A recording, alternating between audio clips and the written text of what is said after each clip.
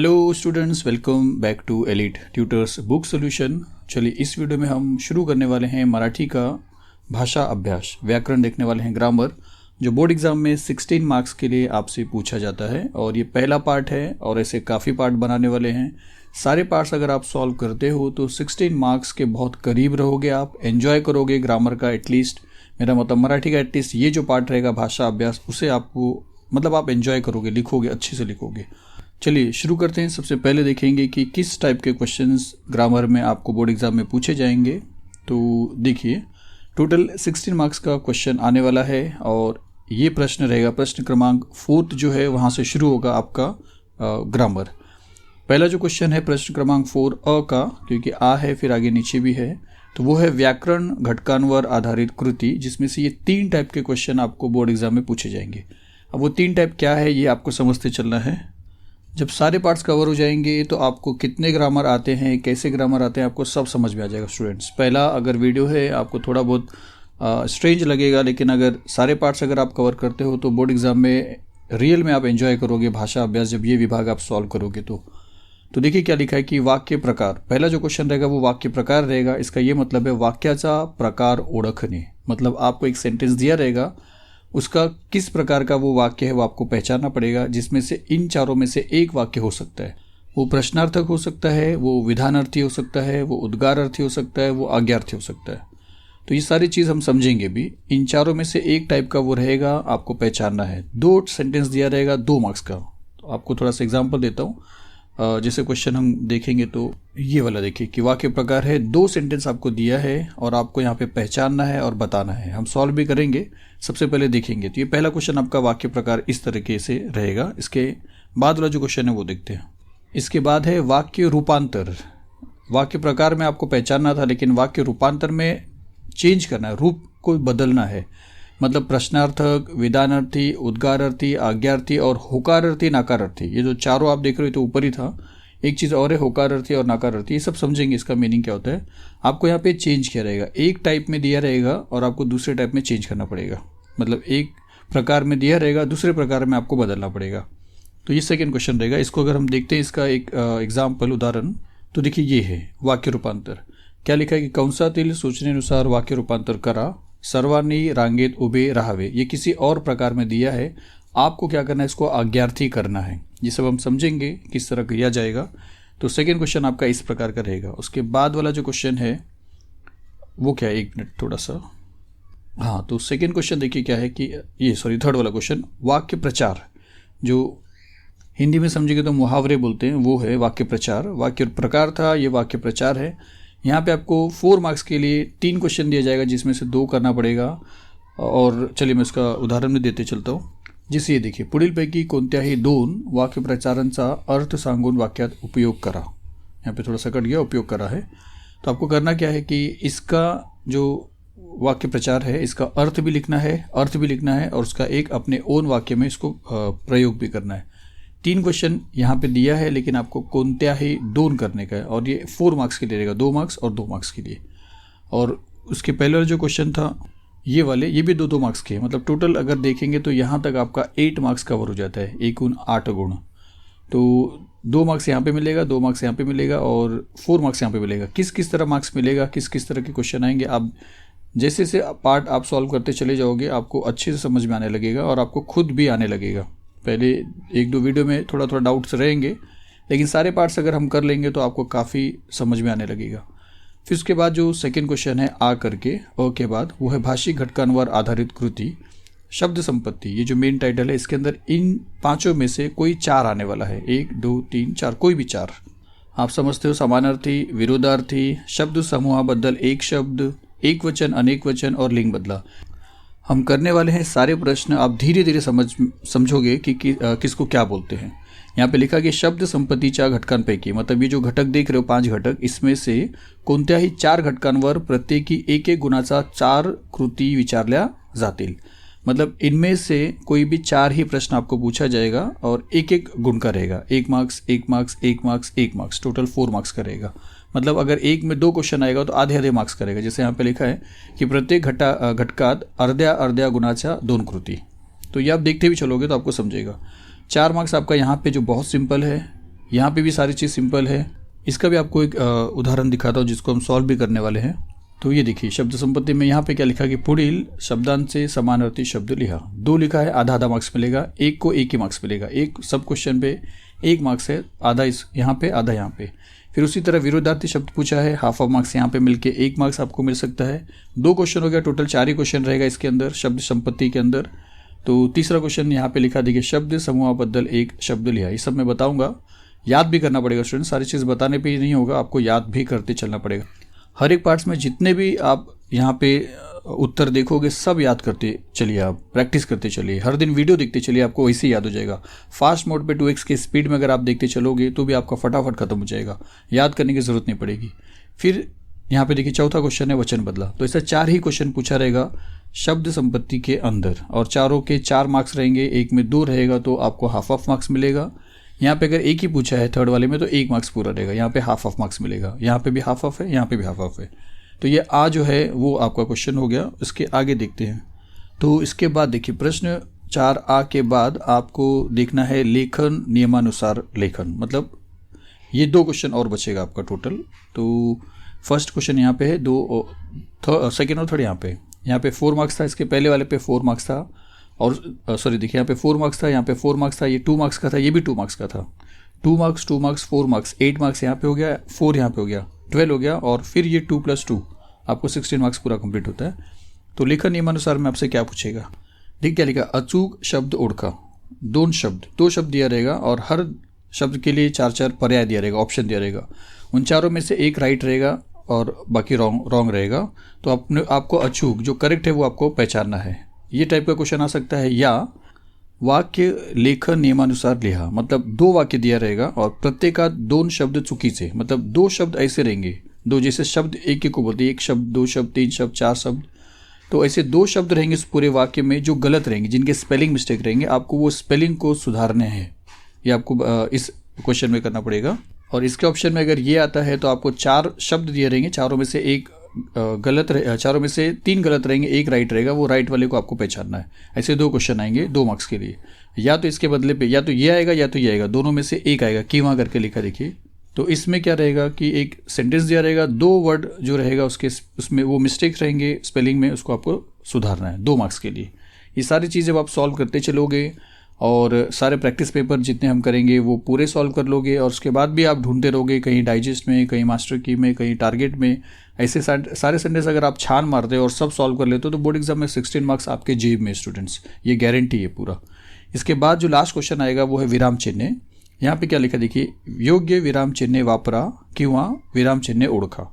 तो ये थोड़ा सा कम चांस है, इसका ज़्यादा चांस रहता है, और यहाँ पे भी इसका कम चांस रहता है, इसका ज़्यादा रहता है। लेकिन आप समझ के चलिए, ये भी अगर आप सॉल्व करोगे तो भी आपको समझ में आ जाएगा ये वाला, और ये अगर आप सॉल्व करोगे तो सिर्फ यहाँ पे किस चिन्ह को क्या बोला जाता है वो आपको समझने का है। तो उससे पहले इसका एक एग्जाम्पल आपको दिखा दूँ। देखिए ये है कि पुढील वाक्य लेखन नियमानुसार लिहा। इसमें क्या दिया, 2 सेंटेंस दिया है और इसमें 2 शब्द ऐसे होंगे, जैसे 1 2 3 4 5 6 शब्द हैं। इसमें से 2 शब्द ऐसे जिनकी स्पेलिंग मिस्टेक है, जो आप सॉल्व करेंगे जब हम मतलब इसको करेंगे, जब हम आगे सॉल्व करेंगे आगे, तो आपको वही पहचानना है और उसको लिखना है। उसी तरह यहाँ पे भी 1 2 3 4 5 6 शब्द है, 6 में से कोई भी 2 शब्द ऐसा है जो जिसमें स्पेलिंग मिस्टेक है, आपको वो समझना है और उसको सुधार के लिखना है। ये आपका सेकंड क्वेश्चन रहेगा। फिर जो थर्ड क्वेश्चन के बारे में हम देख रहे थे वो देखिए ये रहेगा, विराम चिन्ह। पुढील वाक्यात योग्य विराम चिन्हांचा उपयोग करा, मतलब तू सहलीला येणार आहेस का, जैसे एक प्रश्न है तो लास्ट में आपको एक प्रश्न चिन्ह लगाना है। तो ये सारी चीज़ यहाँ पे इन्वर्टेड कॉमा, फुल स्टॉप, ये सारी चीज़ आपको यहाँ पे लिखना है, मतलब बनाना, जहाँ पे नहीं लिखा है वहाँ पे आपको लिखना पड़ेगा। और इसके ऑप्शन में जो क्वेश्चन आएगा वो ये रहेगा कि ऐसा मार्किंग दिया रहेगा, विराम चिन्ह दिया रहेगा, आपको उसका नाम बताना है, पहचानना है उसको। तो चलिए हम शुरू करेंगे। तो टोटल इतना क्वेश्चन आने वाला ये मैं बता दिया। 2 मार्क्स का ये है। देखिए यहाँ से चलते 2 मार्क्स 4 मार्क्स, प्रश्न 4 अ रहेगा, फिर 4 प्लस उसके बाद फिर यहाँ पे 2 2 4 और 4 8, 4 2 और 2, 4 और 4 8, 16 मार्क का क्वेश्चन रहेगा। तो चलिए इस टाइप के सारे क्वेश्चंस रहेंगे और हम इसका आंसर शुरू करने वाले हैं। तो चलिए इस सारे क्वेश्चंस को हम सॉल्व करते हैं। तो सबसे पहले देखिए जो क्वेश्चन है वो क्या है, वाक्य प्रकार। सॉल्व करने से पहले एक इम्पॉर्टेंट चीज़ आपको बताता हूँ कि ये जो आप देख रहे हो, प्रकार जो देख रहे हो, मेरा ये रिक्वेस्ट है कि ये सारे चीज़ आप कम से कम 10 टाइम या 20 टाइम या 15 टाइम आज अभी का अभी लिख कर इसके अंदर होने वाली जो स्पेलिंग है वो आप मिस्टेक जो है वो हटा दीजिए, क्योंकि बहुत से बच्चों को इसका स्पेलिंग ही नहीं आएगा तो बोर्ड एग्ज़ाम में तो वो प्रॉब्लम हो जाएगा। इसके लिए अभी क्या करिए, अभी का अभी आप इसको ये वीडियो के बाद तुरंत 10 टाइम या 15 टाइम इस 1 2 3 4 5 6 जो प्रकार हैं इसको लिखिए और कमेंट बॉक्स में बताइए कि कितने लोगों ने ये लिखा है, सो दैट मैं समझ पाऊँ कि आप कर रहे हो वो चीज़। तो ये सारी स्पेलिंग लिख के आप स्पेलिंग का जो टेंशन है वो एटलीस्ट हटा दीजिए। चलिए फिर शुरू करते हैं। तो देखिए पहले क्वेश्चन में हमको क्या करना है कि पुढील वाक्यांचे प्रकार ओळखा। आप सारे क्वेश्चन भी याद रखिए कि पहला क्वेश्चन क्या होगा, दूसरा क्वेश्चन क्या होगा। और मैं ये भी विश्वास देता हूँ आपको कि आप पार्ट 1 कर रहे हो, जब हम पार्ट 6 7 तक पहुँचेंगे तब तक आपको सारे क्वेश्चन भी समझ में आ जाएंगे कि पहले क्वेश्चन क्या आने वाले हैं, दूसरे क्वेश्चन क्या आने वाले हैं, तीसरे क्या आने वाले हैं, किसको कितना मार्क्स है, किस में क्या करना है, ये सारी चीज़ आपको समझ में आ जाएगा। और आखिरी पार्ट तक आपको आपका जो कॉन्फिडेंट है वो एकदम अच्छे से डेवलप हो जाएगा और आपको अच्छा भी लगेगा कि हाँ आपका 16 मार्क्स आपको ऐसा लगेगा कि बोर्ड एग्जाम में हम स्कोर कर ही पाएंगे ज़रूर। तो चलिए शुरू करते हैं। सबसे पहला जो क्वेश्चन है वो क्या लिखा है कि शाबाश छान काम केलंस तू। तो यहाँ पे आपको प्रकार पहचानना है। तो शाबाश और ये मार्किंग अगर आप देखते हो तो एक्सक्लेमेशन मार्क है और इसी को मराठी में उद्गार अर्थी बोलते हैं। तो जब भी ये मार्क्स रहेगा, ये मार्किंग रहेगा, तो ये सिंबल रहेगा, तो आप तुरंत बोलोगे कि ये उद्गार अर्थी है, मतलब यहाँ पे कोई एक्सप्रेशन आया शाबाश ऐसा बोल के, तो इसलिए इसका जो उत्तर रहेगा वो आप लिखोगे उद्गार अर्थी वाक्य। तो उद्गार अर्थी समझिए, उद्गार अर्थी का मतलब है एक्सक्लेमेशन। जब आप कोई चीज़ को एक्सप्रेस करते हो या ऐसा भी बोलते हो छी, फिर बोलते हो वाव, शाबाश, ये सारी चीज़ जब आप एक्सप्रेस करते हो तो वो सेंटेंस जो होता है वो उद्गार अर्थी होता है। उसके बाद सेकंड क्या लिखा है, क्या लिखा है कि मुलांनो शिस्तीने वागा, मतलब कोई बोलता है बच्चों डिसिप्लिन में चलो, डिसिप्लिन में रहो, ऐसा समझो। तो किसी ने ये रिक्वेस्ट नहीं किया है, किसी ने कोई सवाल नहीं किया है, किसी ने ये ऑर्डर दिया है, इम्परेटिव सेंटेंस जिसको बोलते हैं कि मुलांनो शिस्तीने वागा, बच्चों डिसिप्लिन में रहो। तो ऐसा जब सेंटेंस आता है जहाँ पे कुछ ऑर्डर होता है, हुक्म होता है ऐसा, तो उसको हम बोलते हैं आज्ञार्थी, आज्ञा जैसा होता है ये। तो ये सारी चीज़ आपको समझना है। उद्गारार्थी जब ये मार्किंग रहेगा, एक्सक्लेमेशन, जब कोई चीज़ आप एक्सप्रेस करोगे, चाहे वो खराब में भी बोलो, छी करके बोलो छी, या वाव, शाबाश, हुर्रे, ऐसा जब आता है वो सारी चीज़ को हम बोलते हैं एक्सक्लेमेशन, मतलब उद्गारार्थी। और अगर कोई ऑर्डर है, किसी ने ऑर्डर दिया है, तो वो है आज्ञा, मतलब आज्ञार्थी वाक्य। तो पहले क्वेश्चन में आपको सेंटेंस से पहचानना था। 4 टाइप में से हमने 2 टाइप बता दिया, सारे टाइप समझ में आ जाएगा। स्पेलिंग का गारंटी आप ले लीजिए, सारे टाइप आपको समझेगा। पहले वीडियो में आपको ज़रूर मैं बता रहा हूँ कि 30% आपका ग्रामर थोड़ा सा क्लियर रहेगा। ऐसे से जब ये पूरा 100% क्लियर हो जाएगा तब आपको बहुत मज़ा आएगा। ये 16 मार्क्स आपके लिए एकदम बेस्ट हो जाएगा और आपको अच्छा भी लगेगा। तो आप फिक्र मत करिए, अगर नहीं ज़्यादा समझ में आ रहा है, समझ में आएगा, इसकी गारंटी है। पूरे पार्ट्स अगर आप करोगे समझ में आएगा। एक रिक्वेस्ट और है कि प्लीज़ इस चैनल को भी सब्सक्राइब कर लीजिए, सो दैट कि जैसे सेकेंड पार्ट थर्ड पार्ट आएगा तो आपको नोटिफिकेशन बेल पे क्लिक करने के बाद आपको उसका नोटिफिकेशन भी आ जाएगा। तो ये सारी चीज़ मैं नहीं बोलता हूँ, लेकिन बोलना है स्टूडेंट्स मुझे, क्योंकि आपको ये सारे वीडियो समझ में आ जाएंगे कब मैं अपलोड कर रहा हूँ, कब नहीं कर रहा हूँ। आप कमेंट्स भी करिए, लाइक भी करिए, शेयर भी करते चलिए, तो ज़्यादा से ज़्यादा वीडियोज़ आएंगे। जितना आप रिक्वेस्ट करोगे, जितना आप पूछोगे, जितना आप मांगोगे, उतना आपको यहाँ पे वीडियोस मिलेगा स्टूडेंट्स। तो ये चीज़ आप याद रखिए कि शुरुआत में कम समझेगा, लेकिन जैसे जैसे सारे पार्ट्स आएंगे आपको पूरा समझ में आ जाएगा। तो ये पहला क्वेश्चन था जहाँ पे आपको वाक्य के प्रकार को पहचानना था। सेकेंड वाले में आपको बदलना है स्टूडेंट्स। जैसे देखिए यहाँ पे क्या लिखा है कि सर्वांना रांगेत उभे राहावे, सर्वांनी रांगेत उभे राहावे, इसका मतलब सब लोग को एक लाइन में रहना है। तो एक सिंपली बोला है जिसको असर्टिव बोलते हैं इंग्लिश में, कि सर्वांनी रांगेत उभे राहावे, सब लोग को एक लाइन में रहना है। और आपको क्या करना है, आज्ञार्थी करना है, एक ऑर्डर बना देना है इसको। तो ऑर्डर कैसे बनेगा, अब यहाँ पे बोला जा रहा है कि सब लोग को एक लाइन में रहना है, और अगर आप हिंदी में समझोगे और उसको ऑर्डर बनाओगे, एक आज्ञा बनाओगे, तो आप ऐसा बोलो कि सब लोग एक लाइन में रहो। जब आप ऐसा बोल दोगे तो वो ऑर्डर बन जाएगा। और उसी को मराठी में हम ऐसा लिख सकते हैं कि सर्वांनी रांगेत उभे रहा, यानी सब लोग एक लाइन में खड़े रहो। तो ये एक आज्ञा बन जाएगा। तो इसमें हमने क्या किया है, एक विधानार्थी वाक्य को, एक असर्टिव सेंटेंस को हमने क्या बना दिया है, एक आज्ञार्थी कर दिया, इंपरेटिव बना दिया है। फिर यहाँ पे देखिए ताई उंच आहे, नाकारार्थी करा। देखिए बहन क्या है, उंच है, उसकी हाइट ज़्यादा है, मतलब लंबी है। तो नकारार्थी करना, आपको नेगेटिव सेंटेंस बनाना है। तो नेगेटिव सेंटेंस जब आप बनाओगे तो आपको ये ध्यान देना है कि नेगेटिव चीज़ आना चाहिए, इसका उल्टा होना चाहिए, लेकिन मीनिंग वही रहना चाहिए। देखिए, ताई ऊंच आहे, तुम बोलोगे ताई ऊंच नाही, तो गलत हो जाएगा। नाही बोल के तुमने नेगेटिव बना दिया है, लेकिन ताई जो जिसकी हाइट थी उसमें आपने बता दिया कि उसकी हाइट नहीं है। तो ऐसा नहीं करना है, आपको ऐसा कुछ लिखना है कि ना भी हो जाए और मीनिंग भी सेम रहे। जैसा अगर यहाँ पे हम ऐसा लिखते हैं, ताई बुटकी नाही, तो ताई बुटकी नहीं मतलब क्या है, ताई छोटी नहीं है, हाइट में छोटी नहीं है। तो किसी को भी अगर बोलोगे कि ताई बुटकी नाही, तो उसको समझ में आए कि हाँ वो छोटी नहीं है, मतलब वो लंबी है, तो उसका मीनिंग यही आ जाएगा कि ताई उंच आहे। तो जब भी आप नकारार्थी से होकारार्थी में करोगे, नेगेटिव से जब आप अफर्मेटिव में करोगे, पॉजिटिव में करोगे, नेगेटिव से नेगेटिव करोगे जब, ये तो नेगेटिव किया हमने, मतलब पॉजिटिव से अफर्मेटिव से जब आप नेगेटिव में करोगे तो आपको ये याद रखना है कि उसका मीनिंग बदलना नहीं चाहिए। तो चलिए, ये 2 क्वेश्चन यहाँ पे फिनिश हुआ। चलते हैं थर्ड क्वेश्चन पे। थर्ड क्वेश्चन में क्या रहेगा कि वाक्य प्रचार रहेगा। 3 आपका क्वेश्चन रहेगा, तीनों का अर्थ भी लिखना है और तीनों को अपने वाक्य में प्रयोग भी करना है। अब यहाँ पे अर्थ लिखने का कोई रूल नहीं है, आपको ये याद करना पड़ेगा। जितने हम कवर करेंगे उतने आप याद करना। इसको छोड़ के डाइजेस्ट, मास्टर की, टारगेट में और भी आपको जितने वाक्य प्रचार मिलेंगे, टेक्स्ट बुक के पीछे जो रहेंगे पहले वो करना, उसके बाद डाइजेस्ट में जो एक्स्ट्रा रहेंगे वो आपसे जितने हो सकेंगे उतने करना। श्योर शॉट है आपको ये पूरा हो ही जाएगा आपका बोर्ड एग्जाम में।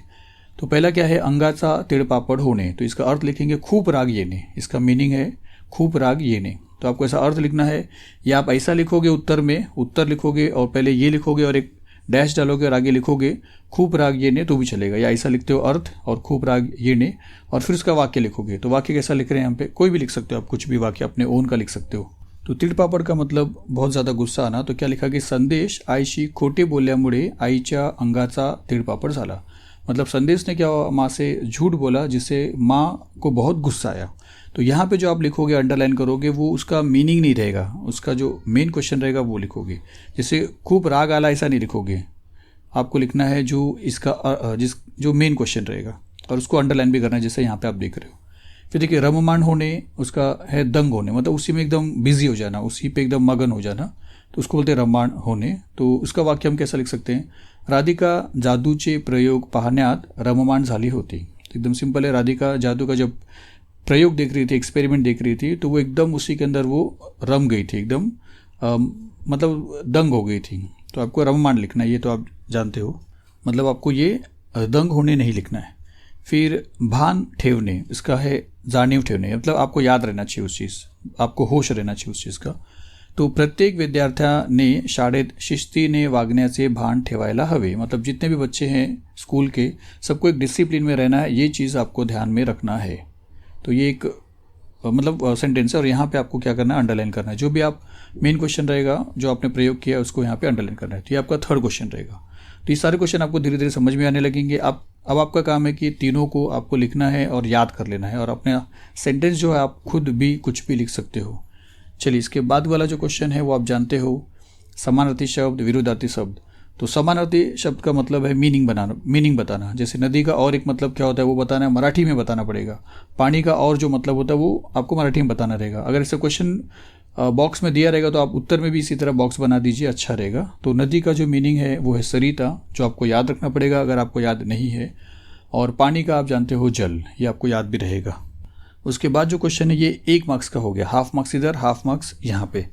फिर पुढील शब्दांचे विरुद्धार्थी शब्द लिहा। आप जानते हो इसको अपोजिट वर्ड आपको लिखना, और ये क्रॉस मार्किंग आपको लिखना पड़ेगी। जैसे यहाँ पे इक्वल लिखा है तो मीनिंग है, लेकिन क्रॉस लिखोगे तो उसका अपोजिट होगा, उल्टा होएगा। तो आरंभ का हम लिख सकते हैं अंत या शेवट, दोनों में से एक लिखना है। यहाँ पे 2 मीनिंग लिखा हुआ है, लेकिन आपको एक ही लिखना है। तो अपोजिट करना है, अपोजिट वर्ड्स। तो आरंभ शुरुआत, तो अंत शेवट। फिर आनंदी दुखी, खुश दुख, ऐसा खुशी दुखी ऐसा समझिए। तो ये सारी चीज़ें आपको याद रखना पड़ेगा, क्योंकि समानार्थी शब्द आप बना नहीं सकते हो अपने मर्जी से, विरुद्धार्थी शब्द आप अपनी मर्जी से नहीं बना सकते हो। तो जितना जितना यहाँ पे कवर रहेगा वो याद रखना है। फिर प्लस मैं जो बोल रहा हूँ हमेशा कि टारगेट, फिर डाइजेस्ट और मास्टर की और भी कोई बुक है अगर आपके पास, तो वो सारी जगह पे आप जाइए और सिर्फ देखते रहिए, आपको याद ही हो जाएगा। 1 बार 2 बार ऐसा समझिए, आपको याद हो जाएगा। वीक में 1 बार तो ज़रूर ग्रामर सेशन आप रिवीजन और स्टडी ज़रूर करिए, आपका ग्रामर 100% फिक्स हो जाएगा। चलिए, इसके बाद 2 क्वेश्चन आया है, 2 क्वेश्चन और रहेगा इसके अंदर। वो कौन सा 2 क्वेश्चन है वो देख लेते हैं। हाँ, यहाँ पे ये है शब्द समूहाबद्दल एक शब्द लिहा, मतलब इतने सारे को एक शब्द में क्या बोलते हैं। क्या लिखा है, समाजाची सेवा करनारा, समाज का सेवा करने वाले को एक शब्द में क्या बोला जाता है, वो आपको यहाँ पे लिखना है। तो उत्तर में, ये तो क्वेश्चन पेपर हो गया, उत्तर में आपको लिखना है समाज सेवक। तो समाज सेवक बोलते हैं हम उस इंसान को जो समाज की सेवा करता है। तो शब्द समूहाबद्दल मतलब ये शब्द के जो समूह है उन सभी के लिए एक शब्द में उसको क्या बोला जाता है, ये आपका प्रश्न होता है, प्रश्न नंबर 3। तो याद रखिए कि बहुत सारे एक सेंटेंस रहेगा या शब्द के समूह रहेंगे, सॉरी, और शब्द के समूह को एक शब्द में क्या बोलते हैं वो आपको लिखना है। ये सब याद करते चलना पड़ेगा और इसे और भी याद करना पड़ेगा। वचन बदला आप जानते हो, बहुवचन एक वचन वाला। तो पैसा है, पैसे का पैसे है, और वही है, वही का वह है। तो ये है आपका वचन बदलो। तो ये 4 क्वेश्चन आपका यहाँ पे फिनिश होता है। यहाँ पे 1 मार्क्स मिलेगा और यहाँ पे हाफ ऑफ करके 1 मार्क्स मिलेगा। इसके बाद ये 4 ही क्वेश्चन रहेगा यहाँ पे। इसके बाद फिर सेकंड क्वेश्चन आएगा, लेखन नियमानुसार लेखन। यहाँ पे 2 शब्द ऐसे रहेंगे जिनका स्पेलिंग रॉन्ग रहेगा, आपको उसको करेक्ट करके लिखना है। जैसे अगर हम इसको रीड करते हैं एज इट इज, जैसा मात्रा दिया उसके हिसाब से अगर हम पढ़ते हैं तो क्या लिखा है कि माझ्या शाळेचे क्रीडांगण खूप मोठे आहे। तो देखिए खूप मोठे बोला, जबकि हम बोलते हैं खूप मोठे आहे। तो एक तो यहाँ से समझ में आ रहा है कि बड़ी ऊ आएगा। फिर क्रीडांगन बोलते हैं, जबकि हम बोलते हैं आराम से क्रीडांगन, जबकि इसको अगर पढ़ेंगे तो क्रीडांगन हो जाएगा। क्री को जल्दी पढ़ना पड़ रहा है, जबकि ऐसा बोलने टाइम, रेगुलर बोलने टाइम हम क्रीडांगन बोलते हैं या क्रीडांगन बोलते हैं, आराम से बोलते हैं। तो इसका जो पहला मात्रा दिया है दूसरी वेलांटी आ जाएगी और इसमें भी बड़ी ऊ का मात्रा आ जाएगा। तो यहाँ पे हम ये लिखेंगे कि माझ्या शाळेचे क्रीडांगण खूप मोठे आहे। ये तो तुरंत समझ में आता है, खूप मोठे है कभी नहीं कोई बोलता है, खूप मोठे है। तो जो स्पेलिंग आप राइट करोगे उसके नीचे भी आपको इस तरीके से अंडरलाइन करना है। उसी तरह यहाँ पे भी 2 चीज़ रॉन्ग रहेगा। जैसे क्या लिखा है, बाजारात जाताना कापडी पिशवी जवळ ठेवावी। देखिए जैसा मात्रा है वैसा मैं पढ़ रहा हूँ, तो हम ऐसा नहीं बोलते। देखिए हम तो ऐसा बोलते हैं, बाजार जाताना कापडी पिशवी नहीं बोलते ना, पिशवी बोलते हैं।